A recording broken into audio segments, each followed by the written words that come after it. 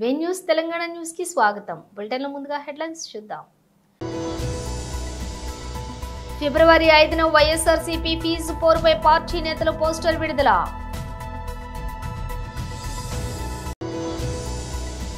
మన మిత్ర పేరుతో ఆంధ్రప్రదేశ్ రాష్ట్రంలో వాట్సాప్ గవర్నెన్స్ సేవలు. నారా లోకేష్. తెలంగాణ భవన్లో బీఆర్ఎస్ రైతు అధ్యయన కమిటీ సభ్యుల మీడియా సమావేశం.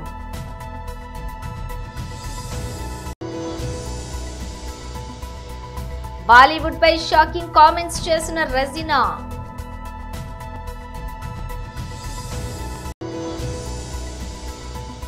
ఆ రెండు పాపులర్ ప్రీపెయిడ్ ప్లాన్లను ఎత్తేసిన జియో.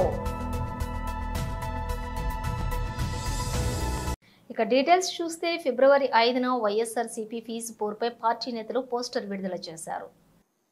5వ తారీఖున అంటే వచ్చే నెల 5వ తారీఖున రాష్ట్ర వ్యాపితంగా ప్రతి జిల్లా హెడ్ క్వార్టర్లోనూ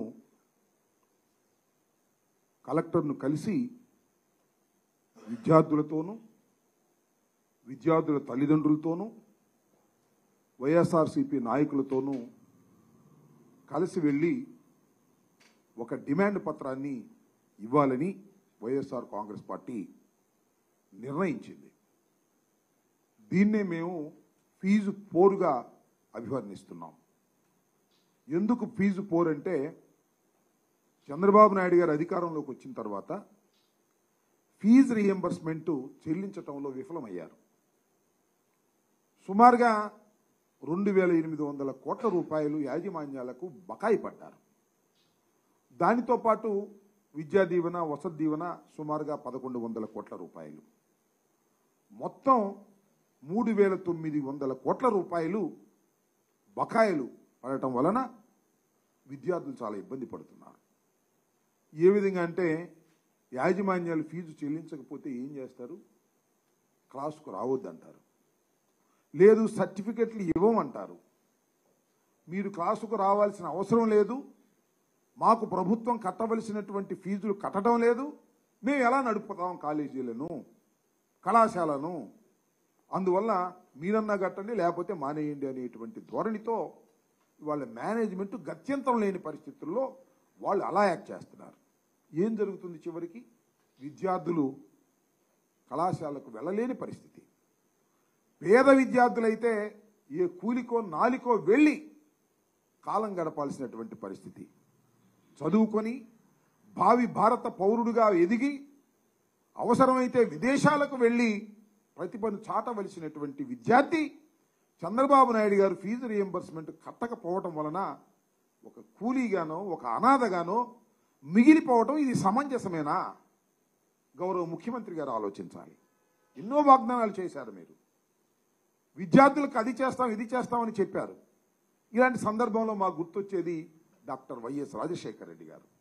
ఫీజు రీఎంబర్స్మెంట్ని దేశంలో ఎక్కడా లేకపోయినా ఈ ఆంధ్ర రాష్ట్రంలో ప్రవేశపెట్టి ప్రతి పేద విద్యార్థి చదువుకోవాలి, ఫీజులు వారికి భారం కాకూడదు, తల్లిదండ్రులకు భారం కాకూడదు అని భావించినటువంటి తొలి ముఖ్యమంత్రి వైఎస్ రాజశేఖర రెడ్డి గారు.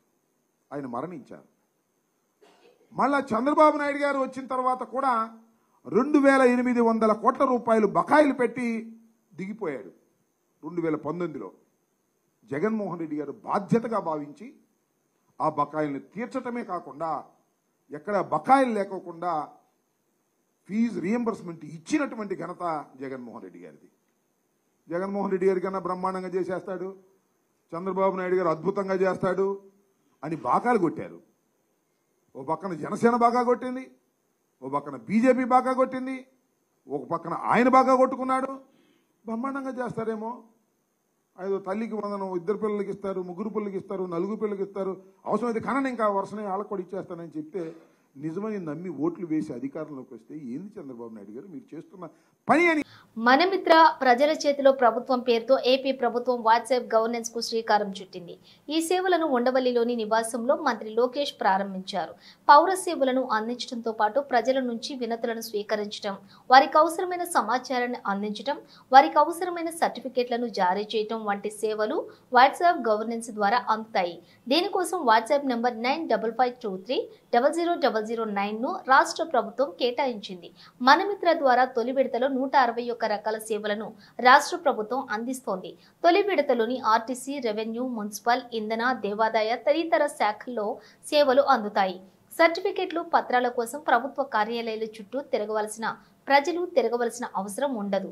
వాట్సాప్ ద్వారా ఏ సమాచారాన్నైనా సందేశాల ద్వారా ప్రజలకు పంపిస్తారు. వర్షాలు, వరదలు, విద్యుత్తు, వైద్యారోగ్యం, సబ్స్టేషన్ల మరమ్మతులు, పర్యాటకం, మౌలిక వసతులు తదితర సమాచారం అందిస్తారు. వివిధ శాఖలకు సంబంధించిన పలు సర్టిఫికెట్లను కూడా వాట్సాప్ ద్వారా పొందవచ్చు. ట్రేడ్ లైసెన్సులు, ల్యాండ్ రికార్డులు వంటి సర్టిఫికెట్లు పొందవచ్చు. ఆస్తి పన్నులు, విద్యుత్ బిల్లులు వంటివి కూడా వాట్సాప్ ద్వారా చెల్లించవచ్చు. వినతులు, ఫిర్యాదులు ఇవ్వాలనుకునే వారు వాట్సాప్ నెంబర్కు మెసేజ్ చేస్తే ఒక లింక్ వస్తుంది. అందులో పేరు, చిరునామా, ఫోన్ నెంబర్ టైప్ చేసి వినతి ఏమిటో టైప్ చేయాలి. వెంటనే వారికి ఒక రిఫరెన్స్ నంబర్ వస్తుంది. ఆ రిఫరెన్స్ నంబర్ ద్వారా వినతి పరిష్కారం ఎంతవరకు వచ్చిందో తెలుసుకోవచ్చు. So respected dignitaries, media friends, all of you, thank you very much for making it. As Bhaskar Garu just stated, we all believe it's a historical movement in governance initiative. We have seen our leader Chandrababu Naidu Garu 1.0, and as he's saying, this is his 2.0, and this marks with his change in governance also and delivery of e-governance. I believe that this is a true transformation that we're going to achieve. Saying that, this is what we call the Manamitra. It's a WhatsApp governance initiative that's going to be launched by the government of Andhra Pradesh and Meta. It's here to deliver a seamless, efficient, citizen-centric public service delivery. To this initiative, we believe that Andhra Pradesh is again at the forefront of e-governance initiatives. In the past, the entire nation used to look at Andhra Pradesh and what are we doing so they can adopt. I believe this is the first step in that direction. And from RTG, from IT department, you will be seeing more and more such initiatives coming. Our entire objective is to keep the citizen as center of our universe and look at what are all the touch points of the citizen, how do we resolve their problems, how do we ensure that on a day-to-day issues, both the government and the political system is not relevant. So to get basic documents, why should they come to a government office or why should they meet an MLA is a question, is a challenge that I have taken up. మీ అందరు తెలిసిందే యువగలం పాదయాత్ర చేశాను. 3132 కిలోమీటర్లు నేను నడిచాను. ఈ ఆలోచన నాకు యువగలం పాదయాత్ర నుంచి మొదలైంది. మీరు ఒక్కసారి కానీ మా స్పీచ్లు కూడా మీరు చూస్తుంటే, నా స్పీచ్ చూస్తుంటే నేను పదే చెప్పేవాడిని. ఒక బటన్ నొక్కితే భోజనం వస్తుంది, ఒక బటన్ నొక్కితే సినిమా చూస్తున్నాం, ఒక బటన్ నొక్కితే ట్యాక్సీ వస్తుంది, కానీ ఒక బటన్ నొక్కితే ఎందుకు ప్రభుత్వం మీ దగ్గరికి రావట్లేదు, ఆ ఛాలెంజ్ నేను స్వీకరిస్తున్నానని ఆనాడు చెప్పా. అందుకే ఈరోజు మన మిత్ర ప్రజల చేతిలోనే ప్రభుత్వం, ప్రజల చేతిలో పాలన, మాది ప్రజాప్రభుత్వం, ఈ నినాదంతో ఈరోజు ఇది మేము ప్రారంభించడం జరుగుతుంది. యువగలం పాదయాత్రలో అడుగడుగున ప్రజలు ఎదుర్కొంటున్న సమస్యలు నేరుగా తెలుసుకునే నాకు అవకాశం కలిగింది. పొద్దున నేను బస్ దిగి పాదయాత్ర ప్రారంభించిన దగ్గర నుంచి మళ్ళీ తిరిగి బస్ ఎక్కే వరకు ప్రజలతో ఉన్న, కార్యకర్తలతో ఉన్న, నాయకులతో ఉన్న. ఊరు నుంచి ఊరు నేను నడిచేటప్పుడు కూడా అక్కడ ప్రజలతో మాట్లాడేవాడిని, లేదంటే కార్యకర్తలతో మాట్లాడేవాడిని, నాయకులతో మాట్లాడేవాడిని, వాళ్ళ సమస్యలు నేను తెలుసుకునేవాడిని. అది జరిగినప్పుడు నేను రైతుల్ని కలిసా, మహిళల్ని, విద్యార్థుల్ని, కుల వృత్తుల వాళ్ళని కూడా కలుస్తాం జరిగింది. వాళ్ళందరినీ కలిసినప్పుడు వాళ్ళు ఒకటే అడిగారు, పద్దాక మమ్మల్ని మా కాస్ట్ సర్టిఫికేట్ ఉందంటే ప్రతి ఇన్ని నెలలకు ఒకసారి మిమ్మల్ని ఎందుకు తీసుకోవాలి, ఇన్కమ్ సర్టిఫికేట్ ఉంది మళ్ళీ మేము అధికారుల దగ్గరికి ఎందుకు వెళ్ళాలి, పవర్ బిల్ చెల్లించాలంటే ఎందుకు సీమ్లెస్గా మేము చెల్లించలేకపోతున్నాం, లేదంటే ఆర్టీసీ టికెట్ తీసుకోవాలన్నా మేము బస్ ఎక్కిన తర్వాత ఎందుకు తీసుకోవాలి, ముందరే మేము ప్లాన్ చేసి ఎందుకు తీసుకోకూడదని పదే నన్ను అడగటం జరిగింది. ఇంతేకాకుండా మీరు చూస్తే గత 5 సంవత్సరాల పరిపాలనలో నేను అనేక సందర్భాల్లో సర్టిఫికెట్ రానికుండా చేసిన పరిస్థితులు చూసాం. అంటే అది చూసిన తర్వాత ఎందుకు అట్లా ఉండాలి? మీరు చూస్తే దుగ్గిరాల నియోజకవర్గంలో ఒక ఎంపీటీసీ గారు పోటీ చేస్తుంటే, దుగ్గిరాల మండలంలో ఎంపీటీసీ గారు పోటీ చేస్తారు. తెలంగాణ భవన్లో బీఆర్ఎస్ రైతు అధ్యయన కమిటీ సభ్యుల మీడియా సమావేశం నిర్వహించారు. ఆర్థిక పురోభివృద్ధితో పాటు దేశంలో ఒక అగ్రగణ్యమైన రాష్ట్రంగా తెలంగాణ రూపుదిద్ది నిలిచినటువంటి నాయకుడిని, పార్టీని ప్రజలు కోల్పోయి 420 రోజులు అవుతోంది. ఈ ప్రభుత్వం వచ్చి 420 రోజులు అయిందని చెప్పుకోవడం కంటే కేసీఆర్ను ఈ ప్రజలు కోల్పోయి 420 రోజులు అవుతా ఉంది. ఒక్కొక్క రోజు ఒక పెనుగండంలాగా మారింది, పెను ప్రమాదంలాగా మారింది రాష్ట్ర ప్రజానికానికి. ఒక పెను గండంలాగే ఉంది. రోజు గడిస్తే గండం గడిచినట్లుగా ప్రజలు భావించేటువంటి ఒక దుస్థితి ఏర్పడ్డది. 420 హామీలు, 6 గ్యారంటీలతో సాధించిందంటూ ఏమీ లేదు. నిజంగా సాధించిందంటూ ఏమీ లేదు. గాలి మాటలు, ఢిల్లీ మూటలు తప్ప 14 నెలల కాలంలో ఈ సర్కార్ సాధించింది ఏమీ లేదు. చెప్పినటువంటి గొప్పలు, చేసినటువంటి భాషలు, ఆడినటువంటి మాటలు ఆకాశాన్ని అంటుకున్నాయి. కానీ ఆచరణకు వచ్చేటప్పటికి వాళ్ళ మన కళ్ళ ముందు ఏం పరిస్థితి ఉందో తెలుస్తూ ఉంది. మిర్చి రైతులు రోడ్డెక్కినారు, వేరుశనగ రైతులు రోడ్డెక్కుతున్నారు, పత్తి రైతులు రోడ్డెక్కి అలసిపోయినారు. రైతులందరూ కూడా, అన్ని పంటలు పండించినటువంటి రైతులు కూడా తమ పండించినటువంటి వ్యవసాయ ఉత్పత్తులకు ధర లేక, కనీస మద్దతు ధర లేక తల్లడిల్లినారు, వాపోయినారు. రైతులకు మీరు ఆశ చూపించినటువంటి ఈ సర్కారు లేదా ఈ పార్టీ అధికారంలోకి వచ్చే ముందు ఆశ చూపించినటువంటి ఏ ఒక్కటి అమలు కాక, సమగ్రంగా రుణమాఫీ అమలు కాక, సకాలంలో కాక, సగం సగమే అయ్యి, రైతు బంధు అసలే అమలు కాక, బోనస్ పేరు మీద చేసినటువంటి పెద్ద దగా మోసం వెరసి రైతాంగం కనీసం నిర్దిష్ట వేళలకు కరెంటు నీళ్లు కూడా రానటువంటి నీటి యాజమాన్యం, కరెంటు యాజమాన్యం కూడా సక్రమంగా నిర్వహించలేనటువంటి దుస్థితిలో ఒక ధైర్యాన్ని కోల్పోయి, విశ్వాసాన్ని కోల్పోయి, నమ్మకాన్ని కోల్పోయి కకావికలమవుతున్నారు రైతులు. నిరాశ నిస్పృహలకు గురవుతున్నారు. ఇదేదో విపక్ష పార్టీలు లేకుంటే ప్రతిపక్ష పార్టీగా మేము కాంగ్రెస్ వ్యతిరేకులో మాట్లాడేటువంటి మాట కాదు. కొన్ని నెలలుగా మీడియాలో, సోషల్ మీడియాలో చూస్తే సాక్షాత్తు కాంగ్రెస్ ప్రజాప్రతినిధులు కావచ్చు, కాంగ్రెస్ పార్టీకి సంబంధించినటువంటి దిగువ శ్రేణిలో ఉండేటువంటి నాయకులు, కార్యకర్తలు మాట్లాడుతూ ఉన్నారు. జనం మా పై పగలగొట్టేటట్లున్నారు, ఇక మీరు ఇచ్చినటువంటి తప్పుడు హామీలకు మేము ఏం చేయలేకపోతున్నామని చెప్పి వాపోతున్నారు, ధర్నాలు చేస్తున్నారు. అవన్నీ సోషల్ మీడియాలో వస్తున్నాయి. ఇవన్నీ ఎవరో కల్పితమో కాదు, ఎవరో ప్రేరేపించి చేసినవో కాదు, కళ్ళ ముందు ఉండేటువంటివే. ఎన్నడైనా గతంలో 9.5 ఏళ్ల కాలంలో ఏ పంటకైనా కనీసం మద్దతు ధర రానటువంటి పరిస్థితి రైతాంగం చూసిందా? ఇలా అదే గుర్తు చేసుకుంటున్నారు రైతులు ప్రతిరోజు. ఈ సర్కారు వచ్చినటువంటి మొదటి రోజు నుంచి కూడా ముఖ్యమంత్రి గారేమో డాంబికాలకు పోయి చాలా పొడు మాటలు, పెద్ద మాటలు మాట్లాడుతూ వస్తున్నారు. ఈ కేసీఆర్ని లేకుండా చేస్తా, కేసీఆర్ ఆనవాళ్ళు లేకుండా చేస్తా, తుడిపేస్తా, ఇది చేస్తా, అది చేస్తా అని నోటికి వచ్చినటువంటి విధంగా ఆయన మాట్లాడుతున్నారు. సరే, అది ఆయన ప్రజ్ఞాపాఠవాలని, ఆయన తెలివితేటల్ని, ఆయన సంస్కారాన్ని తెలియజేస్తాయి. దాని మీద మేము ఎక్కువ మాట్లాడాం. కానీ ప్రజలు ఎవరిని గుర్తు చేసుకుంటున్నారు? నువ్వు ఏ ఆనవాళ్ళు లేకుండా చేస్తా అని చెప్పినావో, ఎవరి పేరు ఉచ్చరించకుండా చేస్తా అని చెప్పినావో, ఈరోజు తెలంగాణలో ఉండేటువంటి 50 మంది ప్రజలు, అన్ని వర్గాల ప్రజలు, రైతులు కానీ, ఆటో కార్మికులు కానీ, మహిళలు కానీ, పెన్షన్దారులు కానీ, ఇవాళ ఎవరిని గుర్తు చేసుకుంటున్నారు? కేసీఆర్ కిట్ వచ్చేవాళ్ళు కానీ, కళ్యాణ లక్ష్మి వచ్చేటువంటి వాళ్ళు కానీ ఇవాళ గుర్తు చేసుకుంటున్నటువంటిది ఎవరిని? తెలుగు, తమిళ, కన్నడ, మలయాళం, హిందీ భాషల సినిమాలలో నటించిన రెజీనా తనకంటూ ఒక ప్రత్యేకమైన గుర్తింపును తెచ్చుకుంది. పలు ఐటెం సాంగ్స్ లో కూడా రెజీనా మెరిసింది. సినిమాలతో పాటు వెబ్ సిరీస్లలో కూడా నటిస్తోంది. తాజాగా ఓ ఇంటర్వ్యూలో ఆమె మాట్లాడుతూ బాలీవుడ్ పై షాకింగ్ కామెంట్స్ చేసింది. బాలీవుడ్ కు ప్రస్తుతం సౌత్ స్టార్స్ అవసరం ఉందని రెజీనా సంచలన వ్యాఖ్యలు చేసింది. ప్రస్తుతం బాలీవుడ్ కు అంతకు మించి వేరే ఆప్షన్ లేదని చెప్పింది. గతంలో ఉన్న పరిస్థితులు ఇప్పుడు లేవని, దక్షిణాదికి చెందినటువంటి యాక్టర్లకు గతంలో బాలీవుడ్ లో అవకాశం దొరకడం కష్టంగా ఉండేదని, సౌత్ నుంచి వచ్చే వారికి అక్కడ ఛాన్సులు ఉండేవి కాదని తెలిపింది. భాషాపరమైన ఇబ్బందులు కూడా దానికి ఒక కారణం కావచ్చని తెలిపింది. కరోనా తర్వాత పరిస్థితి మారిపోయిందని రజీనా తెలిపింది. దక్షిణాది స్టార్స్ కు బాలీవుడ్ లో కూడా అవకాశాలు ఇస్తున్నారని చెప్పింది. వారి చిత్రాలను ఎక్కువ మంది ప్రేక్షకుల్లోకి తీసుకెళ్లేందుకు దక్షిణాది యాక్టర్లను తీసుకోవటం వారికి అవసరంగా మారిందని తెలిపింది. ప్రముఖ టెలికాం సంస్థ జియో 2 పాపులర్ ప్రీపెయిడ్ ప్లాన్లను ఎత్తేసింది. వాయిస్ ఓన్లీ ప్లాన్ల కోసం ట్రై ఆదేశాల మేరకు ఇటీవల 2 కొత్త ప్లాన్లను తీసుకొచ్చినటువంటి జియో ఇప్పుడు 2 పాత ప్లాన్లను తొలగించడం, దీంతో ఇప్పటి వరకు అందిస్తున్నటువంటి రీఛార్జ్ ప్లాన్లను 189, 479 ఇకపై యూజర్లకు అందుబాటులో ఉండవు. ఈ 2 ప్రీపెయిడ్ ప్లాన్లను జియో తన అధికారిక వెబ్సైట్ నుంచి పూర్తిగా తీసేసింది.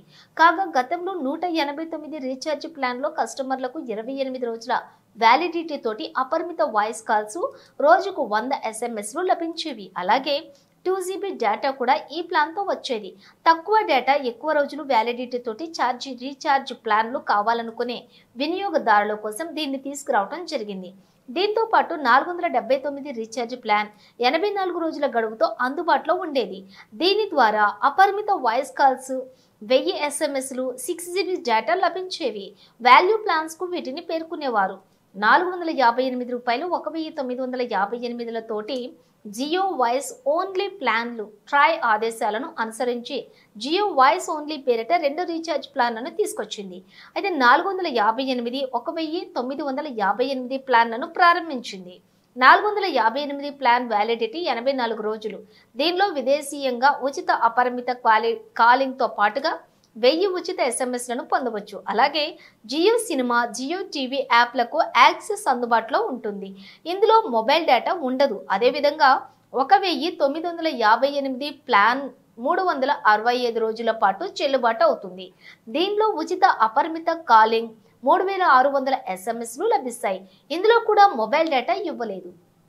కాకినాడ జిల్లా జగ్గంపేట స్థానిక ఆర్యవైశ్య కళ్యాణ మండపంలోని జగ్గంపేట ఆర్యవైశ్య సేవా సంఘం వాసవి క్లబ్ జాతిపిత మహాత్మా గాంధీ 78వ వర్ధంతి వేడుకలు ఘనంగా నిర్వహించారు. ఈ కార్యక్రమానికి వాసవి క్లబ్ జిల్లా గవర్నర్ మానేపల్లి బంగారాజు, రాష్ట్ర Aryavysya welfare and development corporation director Kothakonda Babu ముఖ్య అతిథులుగా హాజరై గాంధీజీ, పొట్టి శ్రీరాములు విగ్రహాలకు పూలమాలలు వేసి నివాళులు అర్పించారు. ఈ సందర్భంగా వారు మాట్లాడుతూ సత్యం, అహింస ఆయుధాలుగా దేశానికి స్వాతంత్ర్యాన్ని తీసుకొచ్చినటువంటి దేశ మహనీయుడు మహాత్మా గాంధీ మనకు దూరమే 78 సంవత్సరాలు గడుస్తున్నప్పటికీ ఆయన స్ఫూర్తితో భారతదేశ ప్రజలందరూ కూడా జీవిస్తున్నారని, ఈ రోజు ఆయన్ని స్ఫూర్తిగా తీసుకుని స్వర్గీయ మాజేటి రమాదేవి జ్ఞాపకార్థం వారి భర్త సత్యనారాయణ 15 మంది పేద ఆర్యవైశ్యులకు వడ్డీ లేని రుణం 25,000 రూపాయల చొప్పున అందించడం జరిగిందని, వీరందరికీ జీవనోపాధికి 25,000 రూపాయలు ఎంతో ఉపయోగపడతాయని వారన్నారు. ఈ కార్యక్రమంలోని కొత్త భైరవకృష్ణ, దారా శ్రీనివాస్, బోండా నూకరాజు, బొండాడ జగన్, మామిడిపాక సతీష్, కంచర్ల బాబు, బొండా అయ్యప్ప, మానేపల్లి రామానుజ, వి గణేష్, పొట్టి రాజేష్, కొత్త శ్రీరామకృష్ణ, ఎస్ వెంకన్న బాబు, మతంశెట్టి నారాయణ, లావణ్య, నిచ్చల శ్రీనివాస్, నాగలక్ష్మి, అధిక సంఖ్యలో ఆర్యవైశ్య ప్రముఖులు, మహిళలు పాల్గొన్నారు. అలాగే మనకి ఈ కార్యక్రమాలు గాంధీ జయంతి ఒకటి, గాంధీ వర్ధంతి ఒకటి, పొట్టి శ్రీరాములు గారి జయంతి ఒకటి, పొట్టి శ్రీరాములు గారి వర్ధంతి, అలాగే మన వేలవేలుపు మన కులదేవత అయినటువంటి శ్రీ వాసవి కన్యాపరమేశ్వర అమ్మవారి జన్మదినం ఒకటి, అలాగే రేపు 31 అమ్మవారి అవతారం రోజు, ఇవన్నీ ఉన్నాయి. కాబట్టి ఈ కార్యక్రమాలకి నేను 2 సంవత్సరాలు పేషెంట్గా ఉన్నప్పుడు ప్రతి ఒక్కరిని ఫోన్ చేసి పోస్ట్ ఇచ్చేవారు. నాకు సహకరించిన ప్రతి ఒక్కరికి కూడా ధన్యవాదాలు. మరి ఈ సంవత్సరం ఏంటంటే మన అత్మానం సంఘంలో డబ్బులు తీస్తుంటే ఈ సంఘంలో పెళ్ళిళ్ళు తక్కువ ఉన్నాయి. నేను ఇక్కడ పార్కింగ్ సదుపాయం లేక కొంచెం పెళ్ళిళ్ళు అవ్వట్లేదు. మనకు కూడా ఖాళీగా ఉంటుందని చెప్పని స్మాల్ స్కేల్స్ అంటే ఇంకా విధి విధానాలు అవ్వలేదు.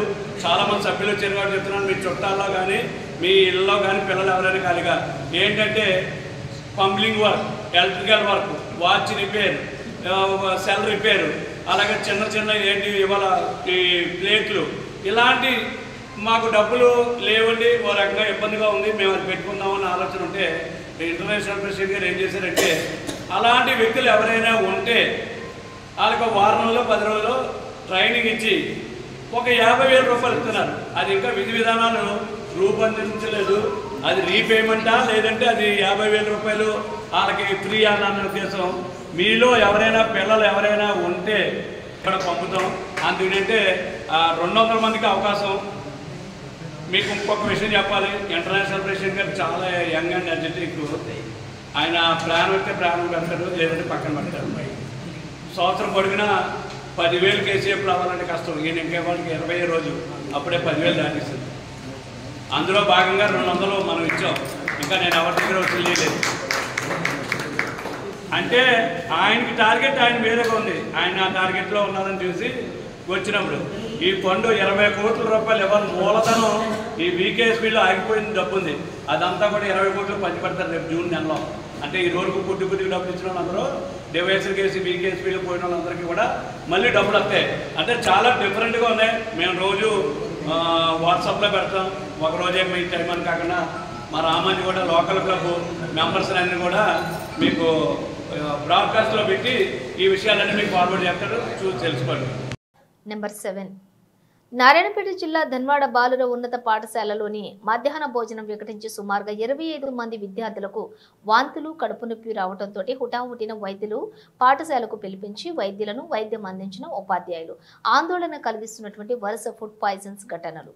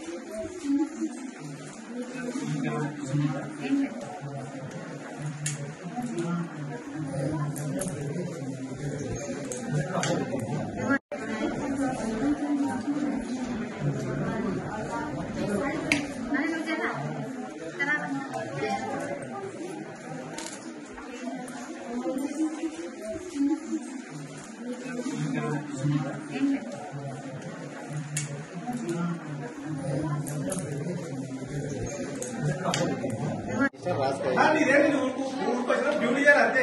నువ్వు అదో తీసాను కాదు. ఏం నేను చేస్తావు తప్పుకుంటావా? లేదు డ్యూటీ నువ్వు అదో తీసాను ఏం రాదు, నాకేం మెమో రాదు. డ్యూటీ చేసుకున్నావా? మాకేం డ్యూటీ చేయి. అదో ఏమైంది మాట్లాడుతున్నాడు, కలెక్టర్ వచ్చింది. బులెటిన్ ముగించే ముందు హెడ్లైన్స్ మరోసారి. ఫిబ్రవరి 5న వైఎస్ఆర్సీపీ ఫీజు పోరుపై పార్టీ నేతల పోస్టర్ విడుదల.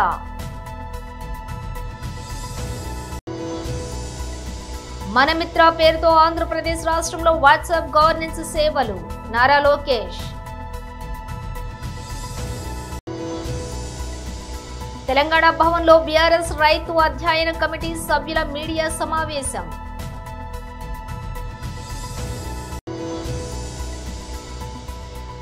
బాలీవుడ్ పై షాకింగ్ కామెంట్స్ చేసిన రెజినా.